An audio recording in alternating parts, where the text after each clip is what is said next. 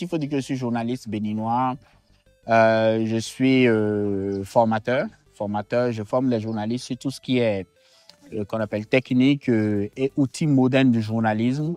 Alors, qui dit technique et outils modernes du journalisme parle de tout ce qui est technique au sein, parle de l'utilisation de l'IA dans les médias, parle du data journalisme, on parle du fact-checking. Donc, du coup, je suis formateur sur toutes ces thématiques et je suis aussi éditeur d'enquêtes journalistiques. Au sein de la Cenozo, je m'occupe enfin, je fais de la gestion des projets, mais en même temps aussi, je fais de l'édition d'enquêtes. Et donc, du coup, voilà, ça me permet de travailler avec les journalistes sur tout ce qui est contenu de production, d'enquête et tout. Les outils numériques dont les journalistes ont besoin pour faire du fact-checking. Alors, il faut dire qu'il y a plusieurs outils. Il y a plusieurs outils qui partent de la simple vérification des images, donc les outils de recherche par image inversée, et aux outils de détection des deepfakes. Voilà. Alors, il faut dire que pour faire de la recherche par image inversée, d'abord, on peut utiliser Google Lens. On peut utiliser d'autres outils comme, par exemple, Google comment ils appellent ça? Search by Image ou bien Image Sherlock. Ce sont des applications qui permettent de faire de la recherche par image inversée. Il y a aussi InVid, qui est aussi un outil qui est très utilisé dans les navigateurs pour pouvoir lancer une recherche par image inversée directement à partir d'un site Internet. Donc, on n'est pas obligé de télécharger forcément l'image avant de lancer la recherche par image inversée. Alors, l'autre outil aussi qui est très important quand on fait de la vérification aussi, c'est l'outil qui permet de vérifier si un fichier audio a été manipulé. Donc, il y a l'outil qui s'appelle PEC, qui est un outil, qui est un logiciel en fait, qu'on peut télécharger et installer sur sa machine pour pouvoir vérifier si une image, un fichier audio a été manipulé. Et donc, l'outil permet de détecter si le fichier audio a été manipulé et de savoir où exactement le fichier audio a été manipulé. Il y a aussi un outil qui s'appelle PhotoForensics qui permet de savoir si une image a été modifiée. Parce que vous savez, aujourd'hui, avec les outils d'intelligence artificielle, avec tous les logiciels de traitement d'images que nous avons, on peut prendre par exemple une image dans nos contextes, photoshopper ou bien changer le visage de quelqu'un sur une image. Et donc, il y a un outil qui permet de détecter ça, qui s'appelle PhotoForensics. Donc là, ça permet de savoir si une image vraiment a été manipulée et de savoir exactement à quel niveau l'image a été retouchée et tout. Alors, les autres outils qui sont aussi très importants aussi, c'est les outils pour détecter les deepfakes. Alors, les deepfakes, ce sont toutes ces fausses informations qui sont produites à l'aide des outils d'intelligence artificielle. Donc, aujourd'hui, il y a plein d'autres outils qui permettent en fait de contrer ces deepfakes. Donc, notamment, nous avons Reality Defender, nous avons aussi Sensity, qui sont des outils qui permettent de détecter les deepfakes. Alors, il faut dire que la première étape d'une vérification, pour la vérification d'une information, c'est d'abord recourir aux sources primaires. Alors, si par exemple quelqu'un publie une fausse vidéo, pour dire par exemple qu'il y a une manifestation qui se déroule dans telle localité, je pense que la première étape de la vérification, c'est de chercher des témoins qui sont sur place. C'est de chercher des gens qui sont sur place. Si par exemple, d'abord sur la vidéo, il faut qu'on analyse la vidéo pour identifier des points de repère.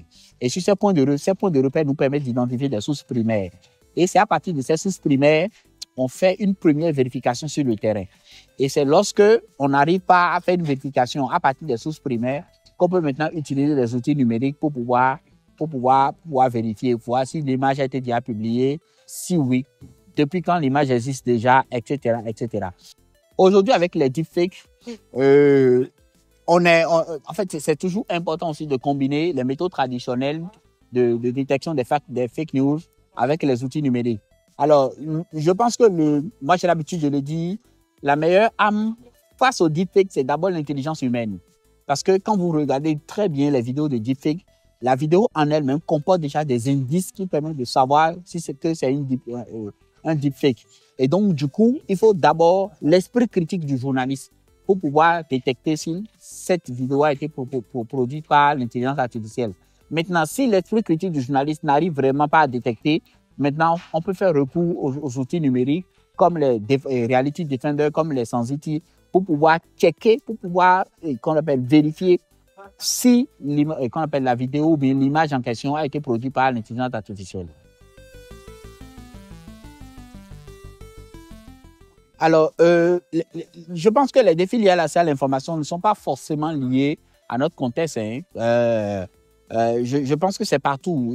Partout, il y a une sorte de restriction d'accès aux sources d'information. L'information publique aujourd'hui est de moins en moins disponible. Ce n'est pas seulement une réalité des pays de l'Afrique, encore moins des pays de l'AES.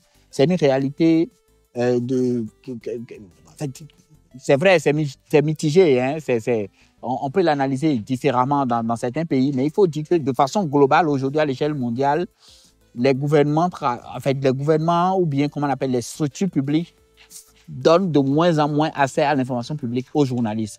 Et dans notre contexte, c'est beaucoup plus difficile avec, comment on appelle, les régimes que nous avons en place, des régimes qui sont quand même des régimes militaires et qui comment dirais-je, ont une certaine stratégie d'information, de la disponibilité de l'information qui diffère un peu de la façon dont les régimes démocratiques donnent accès à l'information.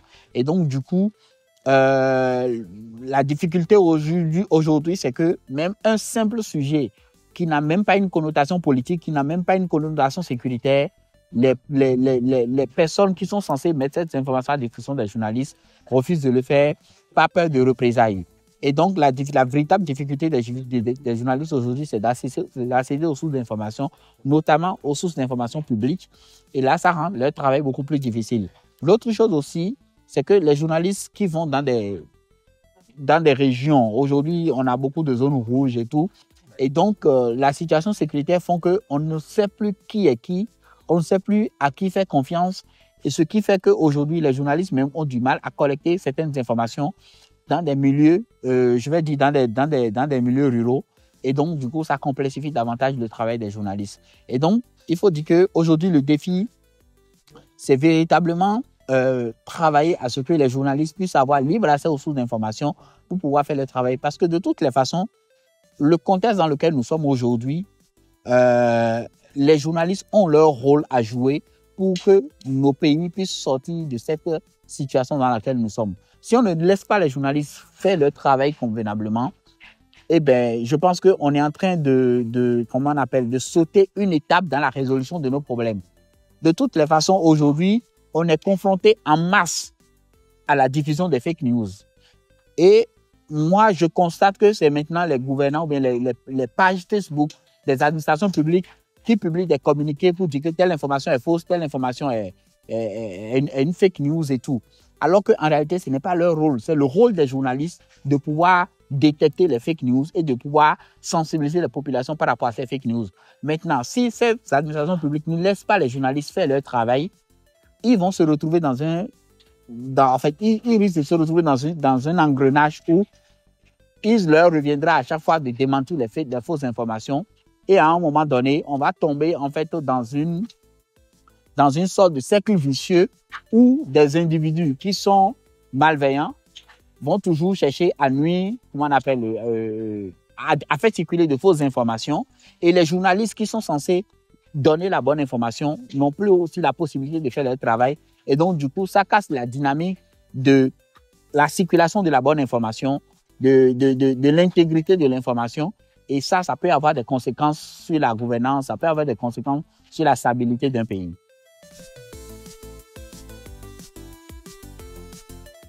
Alors, il faut dire qu'aujourd'hui, quand vous êtes journaliste, il vous faut 3 compétences de base pour être un journaliste qui répond aux exigences de notre époque.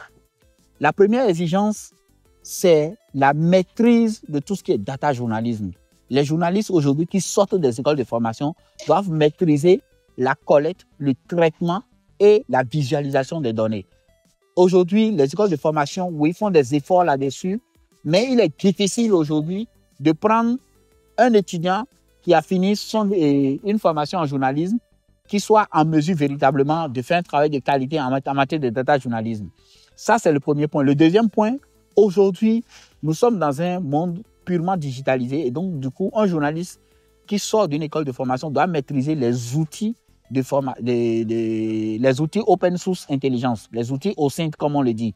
Donc, le journaliste qui sort d'une école de formation aujourd'hui doit maîtriser des outils pour faire de l'investigation numérique. Comment est-ce qu'on peut collecter des informations dans des bases de données ouvertes?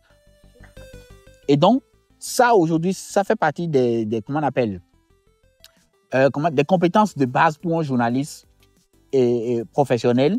Et le dernier point, c'est les outils de fact-checking, les outils et les techniques de fact-checking.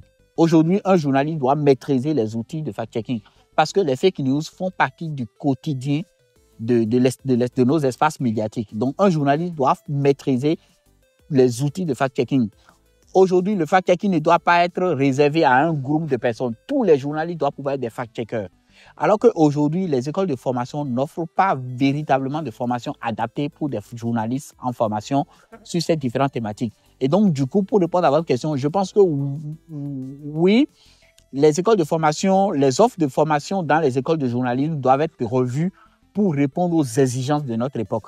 Notre époque est purement digitalisée. Les journalistes ont besoin de maîtriser les outils pour faire du journalisme à l'ère du numérique. Les journalistes ont besoin des outils, des compétences pour faire du data journalisme.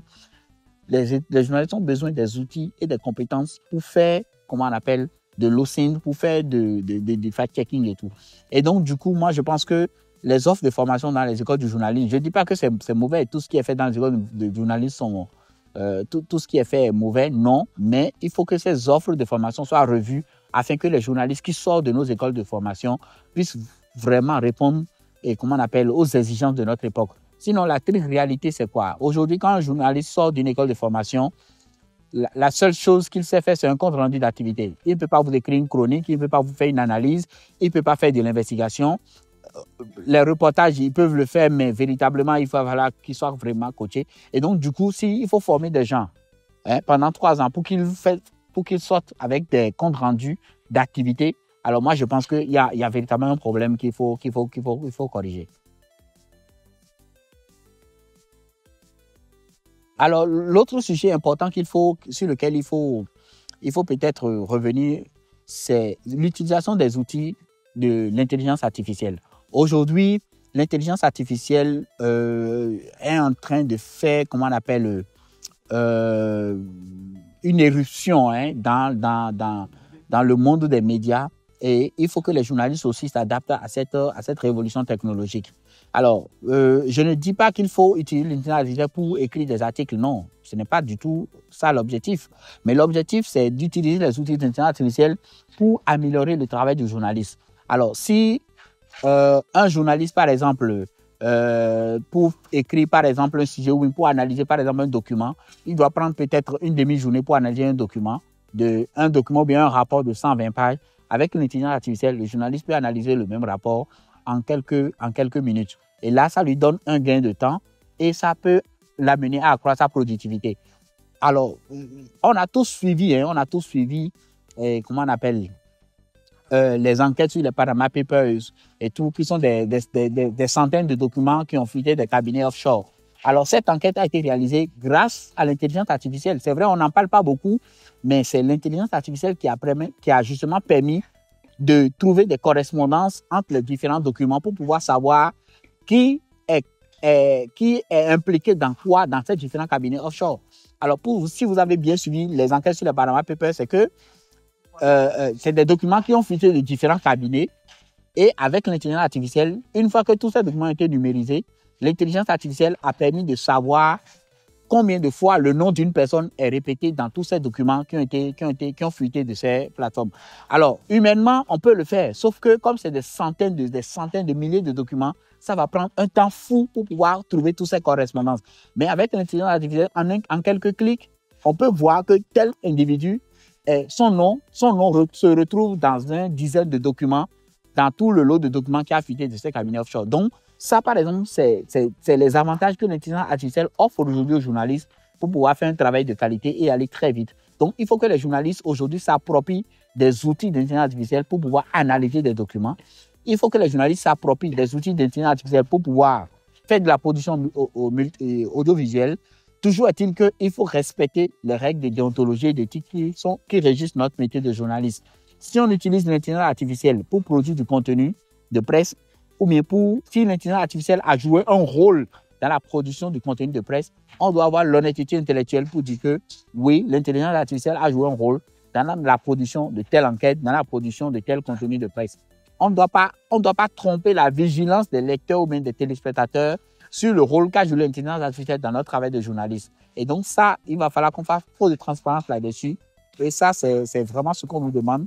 Mais de toutes les façons, aujourd'hui, l'intelligence artificielle joue un rôle super important dans l'univers médiatique. Et donc, du coup, il est important que les journalistes s'approprient ces outils.